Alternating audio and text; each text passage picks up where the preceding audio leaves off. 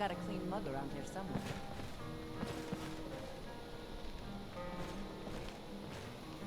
How can I help you? Greetings, a fine day to you.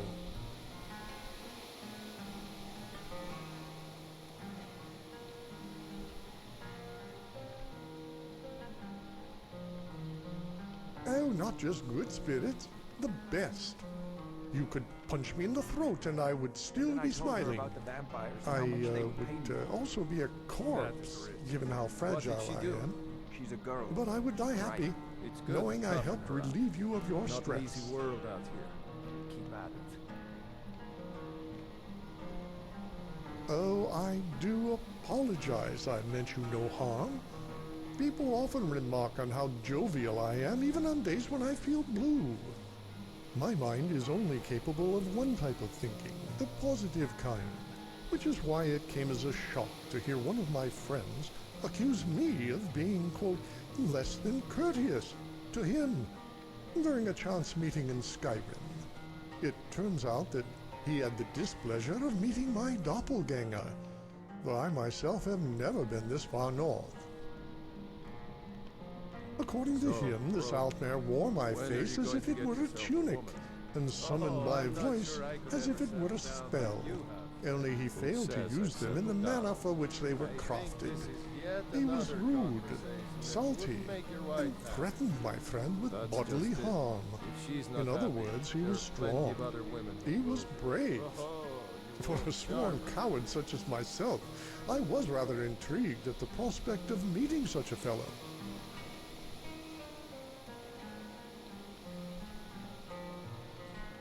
When do I get to go hunting? When you're able to draw a bow True, all the way but to my your shoulder. relation to this mare is more than just appearance and a slightly melodic So can I voice. come? According to my friend, he is a Thalmor.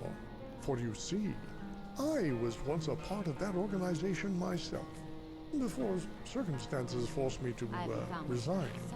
Not in any combat capacity, mind you, but purely as a strategic advice. Mama, can we go I to may the have village overstated again? things earlier, Not with all but I those didn't soldiers lie all when over I the said place. courage Your is horses not can't see my you. forte. No, but You'll be trampled to death. no way. I'm quick. Well, why don't you be quick about finding my book that you lost? I'd start by asking him about his personal history, see where our paths diverged. If our resemblance is truly as uncanny as my friend proposed, then I'm sure he will be as eager to hear about my life as well.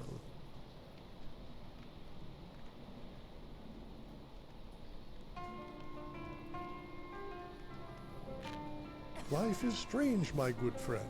Life is strange. It takes us places we never thought we'd go, and away from the places we always thought we'd be. Yes, he was staying here at the Braidwood Inn. That's why I get nervous when the doors of the inn swing open. None more so than the first time. I thought, how would I introduce myself? Would I even recognize him? How many of us would recognize our own face if we saw it outside the Not mirror? with all those soldiers all over the hold. Their horses can't see you, you know. It was silly in retrospect. trampled to death. With the war, trying to find a Thalmor in Eastmarch is like picking your nose to wipe your bottle. So I decided instead to enjoy the ambiance. I found a table and looked up at the vaulted ceilings. All that space, and the inn still feels cozy. I was curious as to how they light the chandeliers, given how high they are. So I called the innkeeper's wife over to ask her. Yet, before I could say anything, the first words out of Idra's mouth were, "Oh, you're back. Do you want the usual?" I nodded yes, and sheepishly hid my face in my shoulders as she brought a pint of black briar mead and a salmon steak.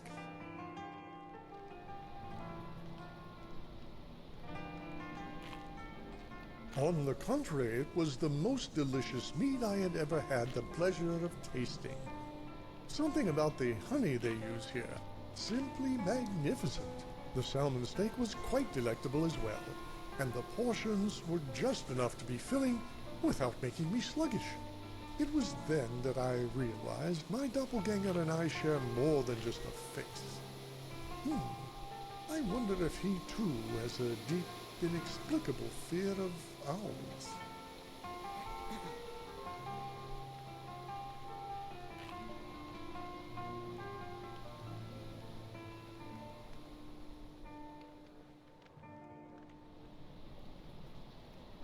This might sound strange, but I knew I was safe. I knew he treated Nords here with respect, because that is exactly what I would have done. No, evidently he came here alone, drank alone, and suffered no company. I wondered if this meant he was sad, lonely, or bitter. Yet, talking with Idra, it seems he was not at all temperamental, save the time he was accosted by my friend. I like to think that he limited his interaction with the locals because he knew war was on the horizon. He understood how much more difficult the fighting would become when your friends are on the other side. You know, we Altmer have selectively bred for centuries in order to maintain a resemblance to our ancestors. In this regard, it is quite accurate to say that many of us do look alike. I am beginning to wonder, however, if there is a point to any of it. What matters is not that we look like the Aldmer, but that we act like them. That is the true bond that links me to my doppelganger. They call the Dark Elf a stone weaver, for she knits the mind together like a quilt to ward off the heat from the surrounding earth streams. I have yet to meet her or learn her name. The truth is, I find her a bit intimidating. Ghana and Gemma said they tried talking to my double on a number of occasions with little response. They hail from Cyrodiil and are loyal to the Empire. I wonder, though, after this is all over, if there will still be an Empire to be loyal to. Keld owns the inn and Idra works it. I've heard that he enjoys taking long trips, but never includes his wife. I'm sure the rumors regarding his mistress are false. After all, look at me. Not every spouse who leaves on a journey does so nefariously. Although I did hear he made advances on the Dark Elf before. Purely in jest, I hope. Do you mean separated at birth, like in the mirror? That would be something. Berdier Weyans is my favorite author, after all. I have always wanted a seventh brother. No offense to the 6 I already have. They are all wonderful. However, lately, I have been entertaining another theory. What if we weren't separated by birth, but by choice? What if we're the same person, having led different lives? Two Altmer of identical physical makeup, parting ways at one of life's many forks. The result is two vastly different personas. Skyrim having shaped him as much as the Somerset Isles have shaped me.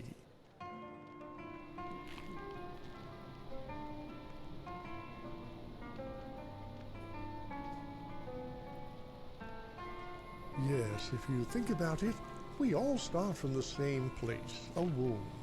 From birth, life is nothing but a series of forks. We may choose the path of the warrior, the farmer, or the priest. We may choose to live in a village or in the shadow of a great keep. We can choose to spend our nights in the comforting arms of our beloved, or behind the hot, sweaty doors of a brothel. What choices did my counterpart make, and not make? Did he come to Skyrim for war, for greed, or for love? Raji is a kind, down-to-earth Nord, who loves his mead and his homeland. He's also what you call a very literal person. He hails from the clan Knotbeard, so he ties his beard in a knot. Not a regret, but curiosity. It was decades ago that I received that promotion to serve in Skyrim as an emissary to the High King. I rushed home to my wife that night, eager to tell her the big news. She said she had the same. I told her to go first. She always did. Had I went first, maybe I wouldn't own a spice shop in the Shimmerine. or know the names of every passerby who comes to greet me on Sunday morning. I wouldn't have those days on the beach with my son, wishing I could bottle up his laughter as if there were nothing more precious in the world. It all changed when my wife went first, when she brought my hand to her stomach and I felt it kick. At that moment, I forgot what I had come home to say. I didn't want him to grow up around war, so I left the Thalmor to start a spice business. It wasn't easy with the embargoes imposed by Hammerfell. The choice I made left me with little money, long days, and sleepless nights. And yet I have never felt so wealthy.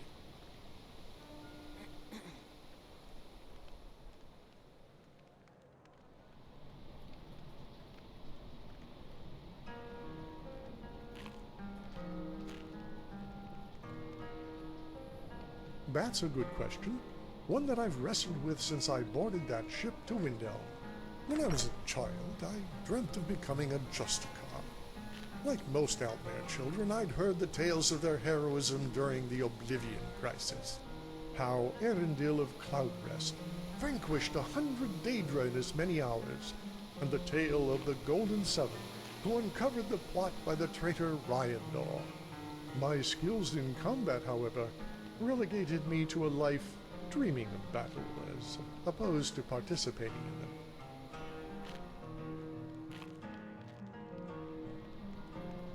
Yet, my passion for the subject was such that I sought other avenues. I trained to become a master tactician, be the playwright instead of the actor. Only life intervened. I knew I couldn't raise my son in a foreign land, and I could never abandon him the way my father abandoned me. Still, I can't help but wonder how my life would be different had I been free to pursue my dream. In truth, stranger, I have not come here to validate my own choice. I have come here to validate his. Kell the Younger is a feisty little child, and he often takes it out on his sister Froa. Ah, what can you do? Boys will be boys. They are an eclectic bunch, and excellent company. I know I should be continuing my search in solitude, but I can't seem to pull myself away. Till we meet again.